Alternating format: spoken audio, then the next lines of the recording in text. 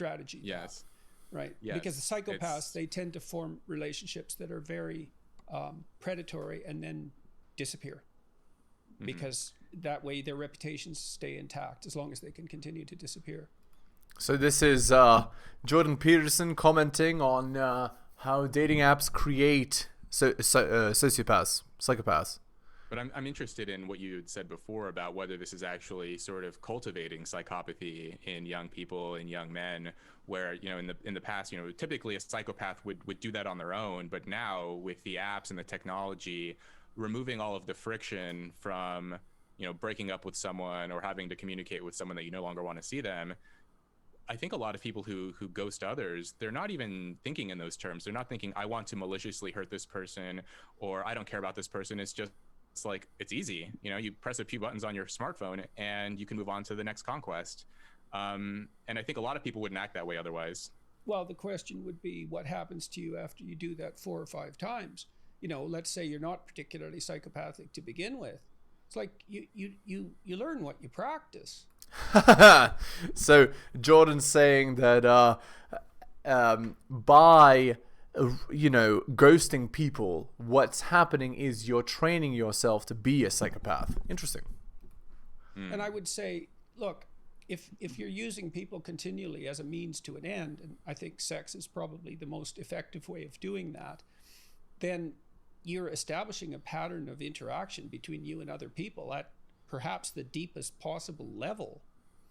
And so if you do that repeatedly, first of all, you're certainly not engaging in anything that might be regarded as a meaningful or deep relationship. Quite the contrary, you regard that as excess baggage that's an impediment to your next conquest, so to speak.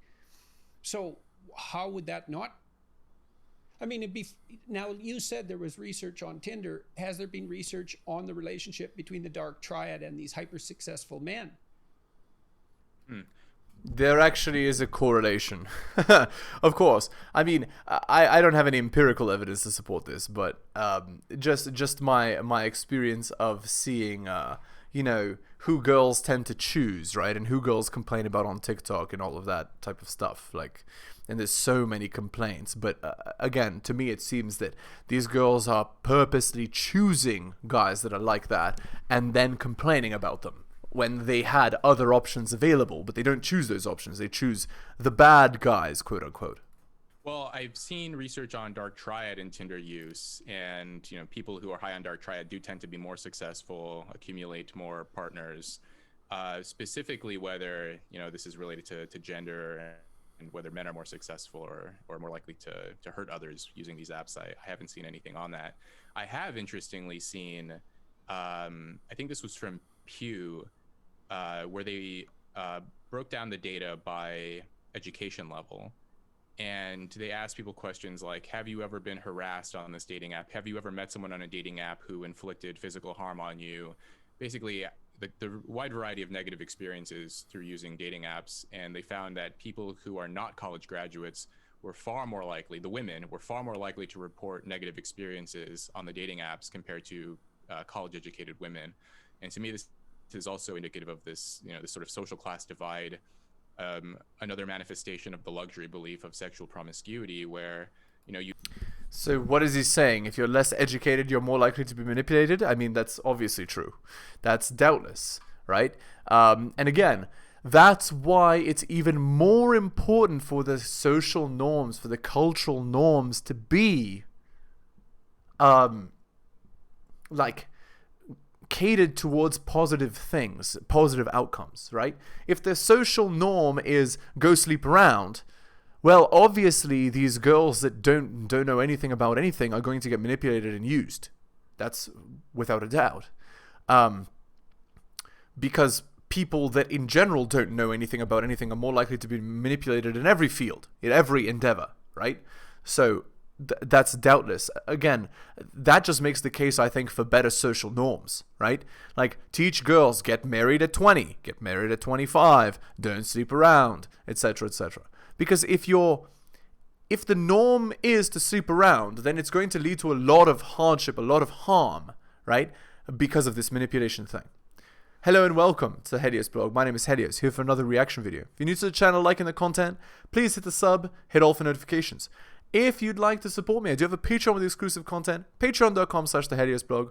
Just go there and subscribe to any tier, any level of support is appreciated. Okay, let's continue with this. You introduce these dating apps, you have no idea what's going to happen or how this is going to warp society and how people are going to interact in romantic relationships. And it's disproportionately harming lower educated, lower income women who are, like you're saying, they're probably more likely to meet psychopaths. They're probably perhaps less adept in some ways at screening for certain kinds of guys. That's what I'm saying. saying. Is, well, and especially if they're single mothers. Because, right. Well, yeah. Well, they're a lot easier to prey upon. I mean, come on. Like, these girls are choosing Chad and having a kid with him, and then because they're not able to get other guys, right, they just take whoever they can get. So yes, I can see from that perspective that it might be easier for them to be manipulated by a guy who might be interested in manipulation. But what is the norm, right? Like, I think it would be an interesting question to ask. What percentage of the population is going on dates, men and women, to see, like, what's the more common experience? Is the more common experience for women to choose bad men or for men to manipulate? And I think because so few men are dating, it's more common for girls to choose bad men than for... Do you see what I'm saying? Anyway. Straights are a lot more desperate, and they've knocked themselves out of the single girl dating market and lowered their market value, so to speak. I hate to speak of it in terms like that, but it's clearly the case, because to initiate a relationship with a woman who has a child already is to initiate a relationship that has a lot higher upfront cost. Indeed. The complexity of negotiating the relationship with the child, the additional responsibility that has to be taken on instantly. And none of that's the least bit trivial. So that means, and we know that in general, if you do imagine a triangular representation of a social hierarchy on any valued dimension, the people who are at the lowest level are those who are most susceptible to any sort of destructive tendency that comes whistling through. They don't have as much social support. They're a lot closer to abject poverty. They don't have the broad social network or the opportunities. So everything affects them disproportionately, including epidemic illnesses. And it's the case throughout the kingdom of life that low status confers vulnerability. That's why people go for higher status, at least in part. Yeah. Indeed. That's absolutely true. And why women are hypergamous, because they want to be saved from, you know, their bad decisions, etc. Why they want, a stable, nice guy after they've made all their mistakes in their youth, etc., etc. When they really should not be making those mistakes in the first place. They should prevent the problem, and they should be taught to prevent the problem by good social norms. But anyway, that's obviously doesn't happen in 2022. The Tinder, I mean, I don't know how widespread Tinder use is. I don't know that much about Tinder, but when I first found ubiquitous out now, this is a technology that, well, they certainly named it properly, because Tinder starts fires, and it's a fire starter, and not just sexually. And indeed, something like 40%, last I saw, something like 40% of people under 30 are using the apps. I would imagine it's probably higher now. Especially in the wake of COVID. So the data that I saw were collected, I think, in 2019. But after COVID and the pandemic and the lockdown, it'll be higher, much higher. There's no other way to meet people. So I'd imagine a lot more people download those apps, and we'll see if they wean themselves off or if they're hooked. I mean, these tech companies use very manipulative strategies. I talked to an executive, I won't say which dating app this was, but he told me that some dating apps will basically what they call, I think they're called seeding, where they'll put fake profiles of very attractive, usually women, right? Because men are actually more likely to use dating apps, and they're sort of more likely to pay for the premium profiles compared to women who don't have to, because they're going to get matches anyway. So anyway, the dating app companies, they'll seed them with fake attractive women profiles and intentionally match with men who have recently downloaded a new profile, basically newly created one. Of course. Right. And you think that you're successful, but actually you're matching with some bot, right? Who's not real, And the point is, it makes you feel like you're more attractive than you are. So you feel like you want to stay on the app for the chance of getting laid. But actually, it's all a lie. Oh, no, that's totally believable. That's, yeah, it's doubtless that happens. And the idea here is that if they download the app and they immediately match with an attractive woman, and then they usually have a couple of conversational exchanges like, hey, how's it going? Good. How are you?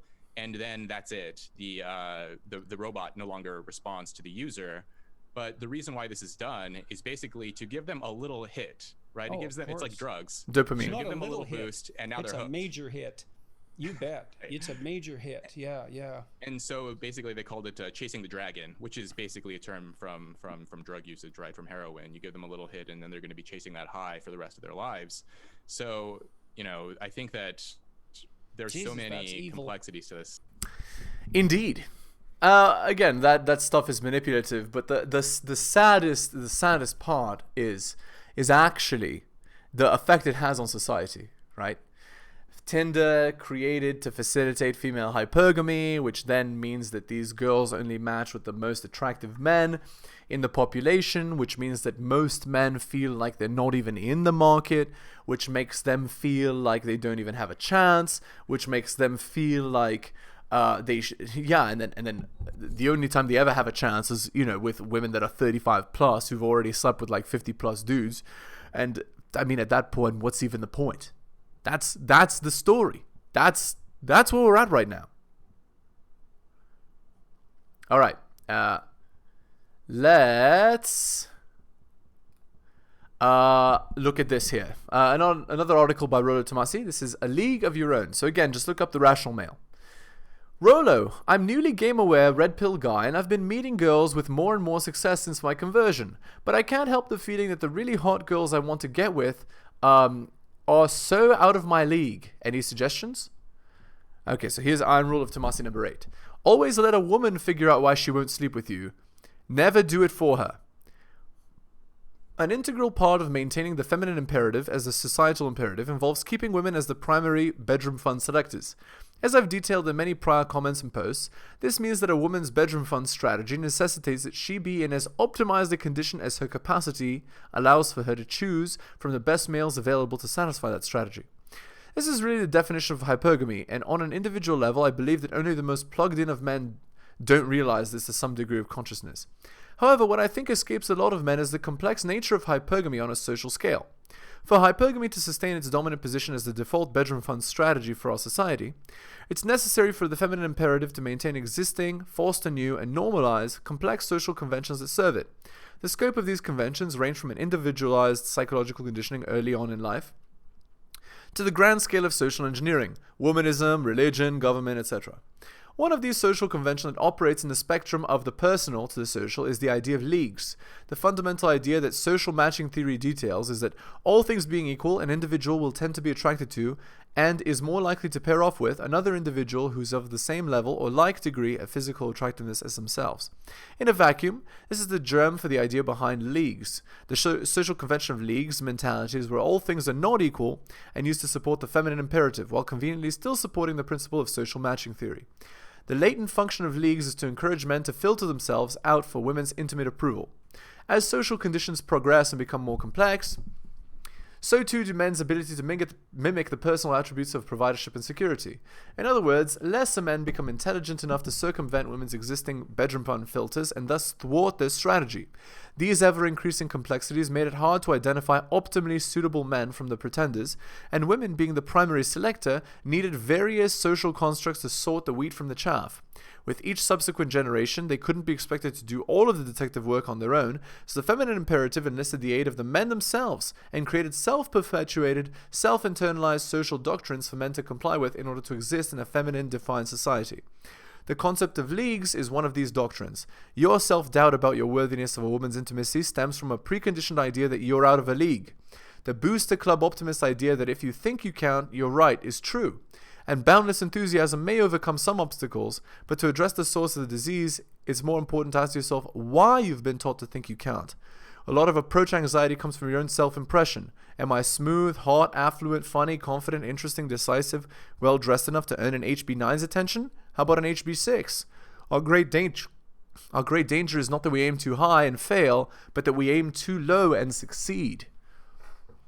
I'm not debating the legitimacy of the evaluative standards of the bedroom fun marketplace. It's a harsh, often cruel reality. What I'm really trying to do is open your eyes as to why you believe you're only meritus of an HB7. Looks count for a lot as this game, affluence, personality, talent, etc. But your self-estimation needs to be accurate. Is it accurate? Or are you a voluntary participant in your own self-devaluation, courtesy of the league's mentality the feminine imperative would have you believe? Again, the concept is nothing is simultaneously more attractive and scary than a guy who understands his own value. All right, so just check out Rollo Tomasi if you want to hear more. Let's go back to the video here. It is, and they are creating a lot of heartbreak and a lot of frustration. Wait till for the both AI women and people men. get all over that. Literally. Well, Because you by can then, imagine if you're interacting with someone fake, I mean, that can be tailored to your desire.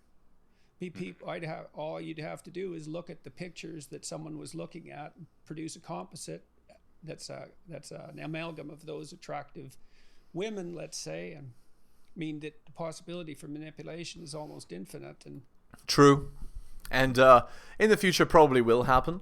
I mean, again, this stuff is sounding more and more dystopian, right? But again, the marriage rate in 2022 is 6 out of 1,000. So, like, what more needs to be said? Guys are already disillusioned with the system. Like, tricking them more isn't going to help, right? Like, guys, literally, most guys can't get laid. A lot of guys, like, more guys are virgins than ever before. Guys aren't getting married. Like, and then the most successful guys are sleeping around like it's, like it's Christmas Eve. But it's every day, right? It's a smorgasbord of bedroom fun. Is this what, like, is the plan for society? Like, do you see what I'm saying? It's very destructive. And these girls just going on the carousel from guy to guy to guy to guy, destroying themselves, right? And then complaining about it on TikTok. But not only complaining, advertising to other women that that's what they should be doing, right? Because, women are herd creatures. They go with what the herd is doing. Whatever they decide is, good to dress like, that's what they're dressing like. Whatever they decide is good to act like, that's what they act like, etc. So you can't be making these social norms and have a good outcome. It's going to be terrible. You won't kind of say already much is. dating app, that's too bad, because they deserve the exposure. But I understand your reticence.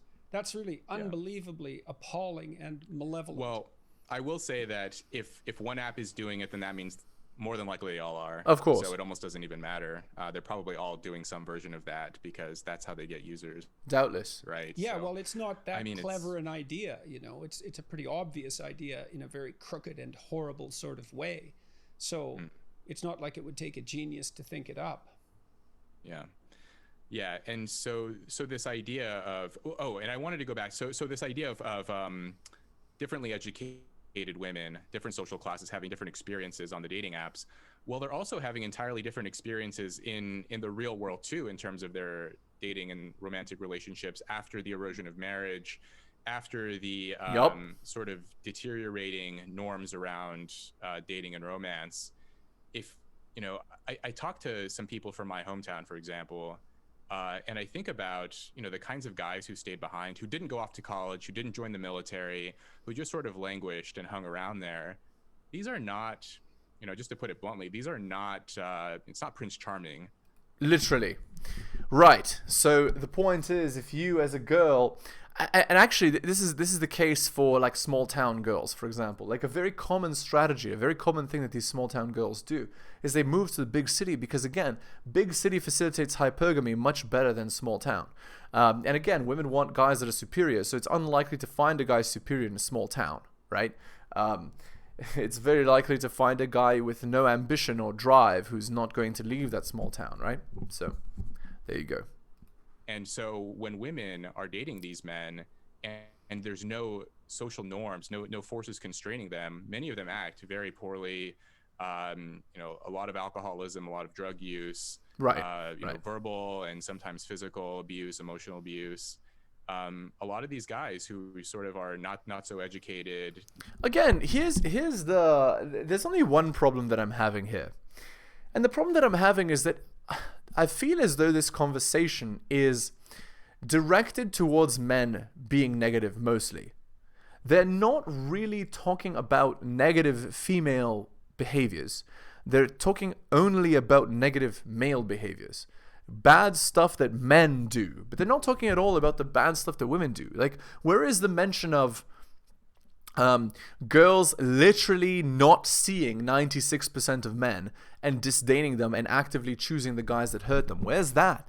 Right? Because it takes two to tango. It's not like, oh, that's the only guy left, so she chose him. Well, no, there's plenty of guys to choose from, but she, even in a small town, right, she's choosing the guys that, like, are the quote-unquote worst, right? Because women are the selectors. So you can't say that there's no choices. No matter where a girl is, even if she's in a small town, she's going to have 10 or 15 choices. So how about she chooses the best man, the man who's not doing illicit substances, the man who's not known to be a cheater, the man that's not known to... But girls don't do that. What do? They choose the guy that every other girl wants. They choose the guy who's exciting, who's dangerous, who's interesting, who's... Do you see what I'm saying? In the absence of good teachings from a young age, these girls go astray. And they destroy themselves as a result. Don't have a lot of money, not a lot of life prospects. When they get involved with a woman, they don't necessarily treat her very well. Whereas, in the past, I think that there were stronger norms around how you're supposed to treat the opposite. Okay, this Rob guy, again, sorry, Rob, but I get the feeling, Rob, that you are talking about yourself here. It's not guys, it's I would treat a woman better. I, the affluent guy, I, the successful guy, would have a better standard of treatment for the girl. I would do better. I'm the nice guy. Can't you see? Sounds a lot like virtue signaling here.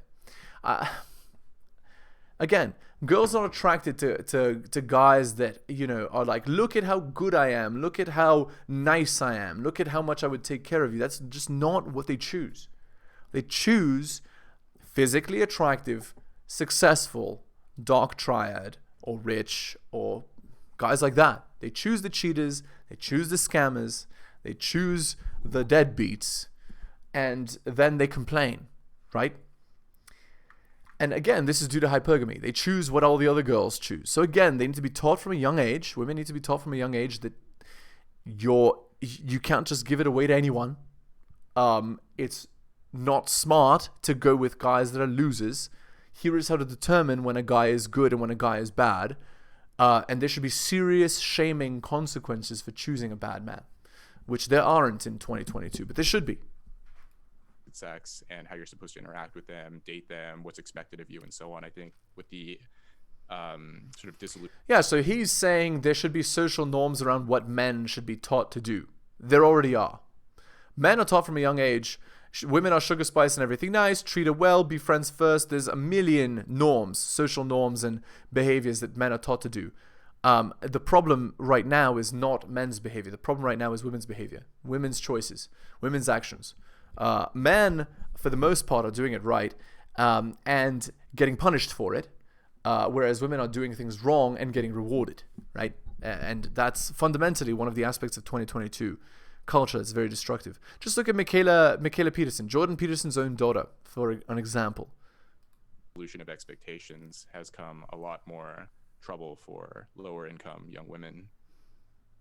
Yeah, hypothetically, the ones that the progressives are trying to do something for, removing these constraints of patriarchal relationships, for example. The question always is, what flows in when you remove the dikes, right? I mean, Indeed. That's another problem, I suppose, in some sense, that's analogous to the protection of social class, is many of these institutions that are so casually criticized, we don't know what forces shape them. Indeed, because they were shaped so long ago, we don't know why it was that those protections were put in. Because again, this patriarchal society stuff has been around for like 5,000 years, right? What was the destructive garbage that was going on before that forced those implementations. And I think I know. I think what it was is unchained hypergamy leads to absolute chaos and garbage for society. And so the rules have to be changed. That's literally where we're going right now. That's what I think anyway. Okay, on to the Reddit post. This is in relationship advice. It was posted, 9 hours ago. GF said one of my friends have BDE. I think you know what it means. Big rocket energy. So my GF and I have been dating for 9 months now. I trust she's loyal and would never cheat on me. But she made an uncomfortable comment to me with a friend. And she said that one of my friends exuded big rocket energy because he's quiet and stoic. She wouldn't be surprised if he was packing. It didn't seem like a super serious comment and I just brushed it off, but it is bothering me a bit. And I don't know how to feel. I'm not insecure when being compared to my friend as I'm pretty confident about myself and my size, but it feels disrespectful. Yeah, it's extremely disrespectful. Your girl should never have anything but good things to say about you. And if she's saying stuff like that, she's directly disrespecting you to your face. 321 upvotes. Normally, I'd say that big rocket energy doesn't have anything to do with an actual, since it's about confidence. Hell, I've heard people say big rocket energy when talking about girls. But the fact she followed it up with what is clearly a reference to his actual, is very weird and seems incredibly inappropriate. I agree. Having big rocket energy doesn't refer to that. It's about how confident he comes across. The kind of confidence that having that gives you. You're right though, she was definitely talking about him in a bedroom fun sense. Exactly. And that's the problem. She's in front of your face, referencing herself, thinking about another... Do you see what I'm saying? She's thinking about another man in front of your face. That is straight disrespect. That would be an immediate argument from me. If not an end of the relationship. You don't owe these girls anything. If they're going to treat you this disrespectfully, you don't have to stay around and be treated like garbage. Alright, we're going to end the video there. Again, if you're new to the channel, liking the content, hit the sub, hit all for notifications. If you'd like to support me further, I do have a Patreon with exclusive content, patreon.com/theheliosblog. Just go there and subscribe to any tier. Any level of support is appreciated. Thank you so much, especially if you took the time out of your busy day to listen to the end of the video. I do appreciate it. And I will see you next time. You guys are wonderful.